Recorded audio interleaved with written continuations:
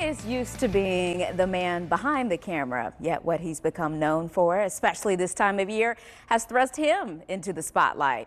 This seasoned photographer realized that when it came to photos with Santa, many families wanted a different experience. And as I learned, that's why he's usually the first person they turn to meet a growing need. Let's see if I'm close enough on my settings. It's a sold-out event. You're looking good, man. Nice, rich-looking image. An overflow of families patiently waiting their turn. Do I have Alexis Robinson? To see the man of the hour.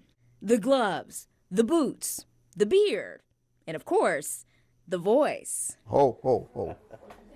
Merry Christmas. All very familiar characteristics we've been conditioned to associate with the jolly guy in red, with the exception of one detail. They don't treat me as a stranger. They treat me as somebody who they have seen in books and in novels and everything. But the color of my skin is just a little different.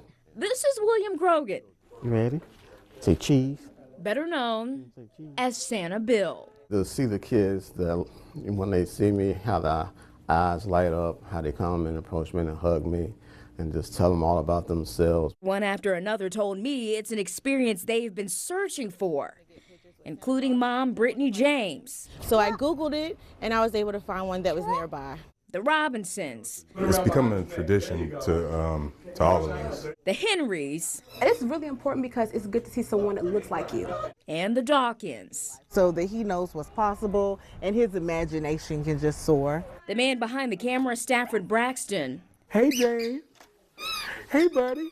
Got wind of this demand years ago. I was working at a mall in Raleigh, and I think it was probably maybe the second year that I was working there where people would come up and ask me if we were going to have a Black Santa.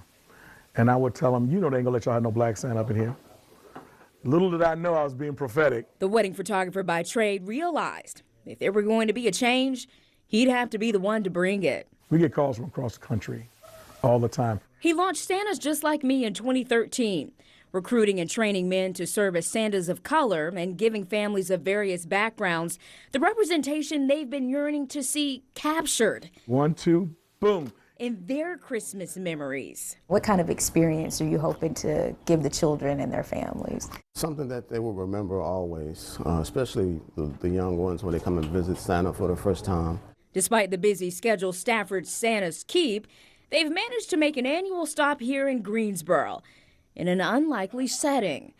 Not a mall, but of all places, John Wagner's insurance office on Alamance Church Road. It really is interesting sometimes to see people's reactions. While it certainly doesn't hurt to have your name on the building on a night like this, for him, welcoming Santas Just Like Me wasn't a business move.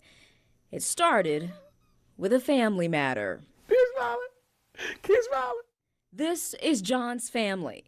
His wife Ashley and their daughters Elizabeth and Louina. Both of my girls are from South Africa, and we've always been really diligent to make sure that she has that representation as well because we don't look like her. Did Daddy make that noise? Give me a big cheese. There's big cheese. Come on. Seeing the joy and meaning it's brought to his family. Oh, look at that. Look at that.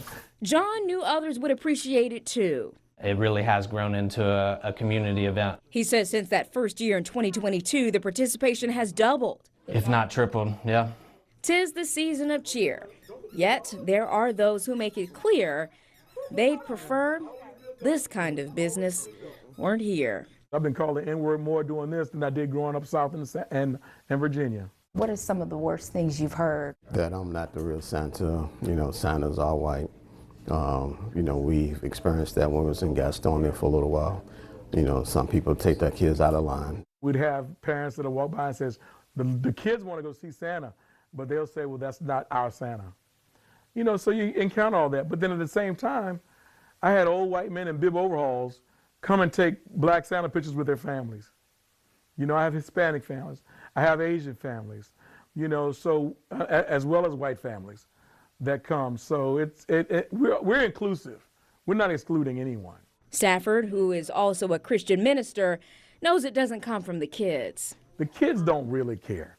You know, they see the red suit, the white beard, and they're ready to go tell whoever it is what they want for Christmas. And maybe that's the true lesson for all of us. Never forgetting how to see the season through the eyes of a child. What I tell people is there's only one race. There's only the human race. But we have many different cultures that we have to take into consideration. And I wish we would stop calling it different races, because it's not. You know, the Bible says we were born from one blood. That's it. So we're all family. And Stafford, who likes to educate people on the historical context of what he does, encourages those who dispute the factual basis of a Santa of color to research the geographic origins of St. Nicholas and think about what that means in the context of how we understand race and culture today. Such a